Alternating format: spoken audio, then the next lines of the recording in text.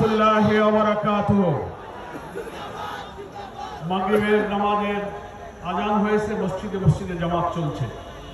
সঙ্গত কারণেই বক্তব্য খুবই সংক্ষেপ করতে হবে। আজকে কেন্দ্রীয় শহীদ মিনার চত্বরে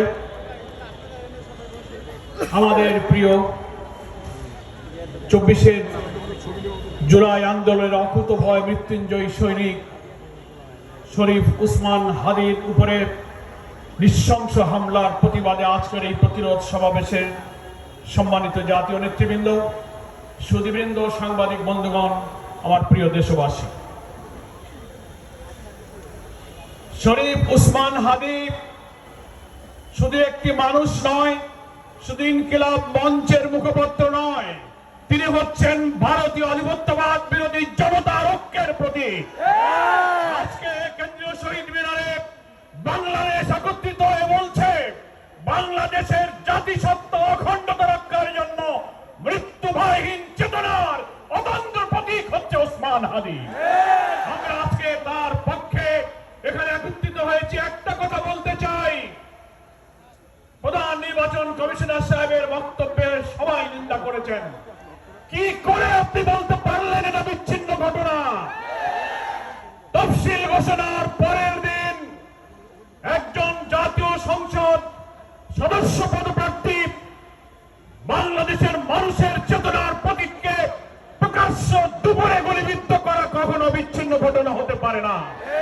আপনি বাংলাদেশের মানুষের সংস্কৃতি, জাতিসত্তা, মূল্যবোধ সম্পর্কে যদি ন্যূনতম ধারণা থাকে, তাহলে বুঝতে হবে বাংলাদেশকে ভারতের করদ রাজ্য যারা বানাতে চায়, আমাদেরকে যারা সেবাদার বানাতে চায়, এই দেশকে গ্রাস করার পরিকল্পনার অংশ হচ্ছে হাদির উপরে আক্রমণ।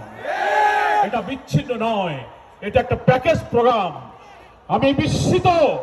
আমি স্বরাষ্ট্রমন্ত্রীকে আজকে বলেছি, গতকালকে বলেছি, ডিজিএফআই, ডিবি, এসবি, এনএসআই হাজার হাজার কোটি টাকার বেতন দিয়ে, রাজস্ব ট্যাক্স খাজনার পয়সায় বেতন নিয়ে স্বাধীনতার 54 বছরে আপনারা মানুষের জাতিসত্তা, জনগণের নিরাপত্তার জন্য একটি গোয়েন্দা তথ্য দিয়েও সাহায্য করতে পারেননি।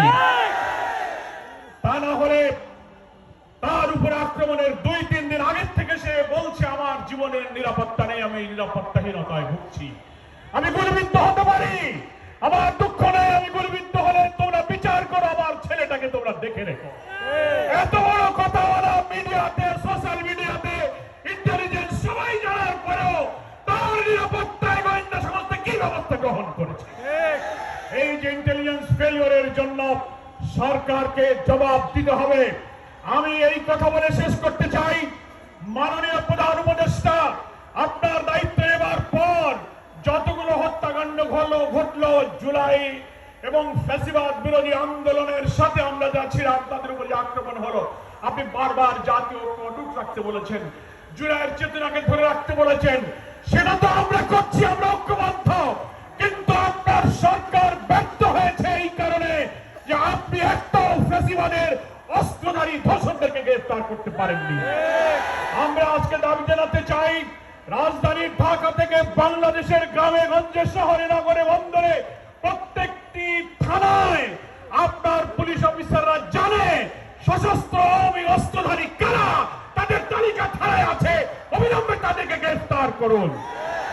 আমরা জুলাই যোদ্ধা আমাদের প্রিয় ভাই উসমান হাদির আশু আরোগ্য কামনা করি। হায়াতের মালিক আল্লাহর কাছে আমরা মুনাজাত করি, হে আল্লাহ, বাংলাদেশের মানুষের জাতীয় স্বাধীনতা, সার্বত্ব আপনাদের আমাদের মূল্যবোধের জন্য আজকে হাদির সবচেয়ে অনিবার্য প্রয়োজন।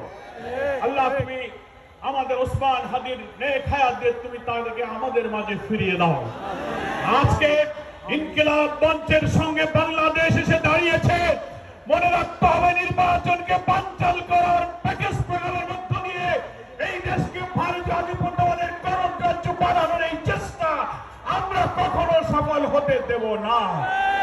আজকে মৃত্যুদণ্ডপ্রাপ্ত পলাতক আসামি হাসিনাকে যারা আশ্রয় দিয়েছে, হাতির উপরে গুলি করে ভারতে পালিয়ে যাওয়ার সুযোগ যারা দিয়েছে, তারা বাংলাদেশের নির্বাচনকে সুষ্ঠু করতে দেবে না। তারা হয়তো ভাবতে পারে আওয়ামী লীগকে ইলেকশনে আনো, ইনক্লুসিভ ইলেকশনের নামে, রিফাইন আওয়ামী লীগের ইলেকশনের নামে টকশোতে সুশীলরা, বুদ্ধিজীবীরা কর্পোরেট হাউসে বসে বসে যে ন্যারেটিভ উৎপাদন করে হাতের দিকে টার্গেট করলেন। এই সন্ত্রাসের বিরুদ্ধে আজকে এই জনসভা প্রতিরোধের যে আওয়াজ তুলেছে, গোটা জাতিকে ঐক্য করে তুলতে হবে। নির্বাচন বানচাল করে এই দেশকে ভারতের কলোনি বানাতে আমরা দিতে রাজি নই। আজকে কেউ মনে করতে পারেন যে আওয়ামী লীগ তো বিদায় নিয়েছে, ইলেকশন করতে পারবে না। অন্য কোন দলকে আওয়ামী লীগ বানিয়ে ক্ষমতায় আনা যায় কিনা, এই স্বপ্ন আমরা পূরণ করতে দেব না। আজকের এই সন্ধ্যায় ওসমান হাদির জন্য আবারও তার দীর্ঘ হায়াত কামনা করে গোটা জাতিকে ফ্যাসিবাদ বিরোধী সংগ্রামে জাতীয় ঐক্য রূপে দাঁড়িয়ে আসুন আমরা আমাদের জাতিসত্তাকে, অখণ্ডতাকে রক্ষা করি। সেই আহ্বান জানিয়ে বাংলাদেশ জামাত ইসলামীর সংগ্রামী আমির ডাক্তার শফিকুর রহমানের পক্ষ থেকে আজকের এই সমাবেশে সংহতি প্রকাশ করে আমি আমার বক্তব্য শেষ করছি। আল্লাহ হাফেজ। বাংলাদেশ জিন্দাবাদ।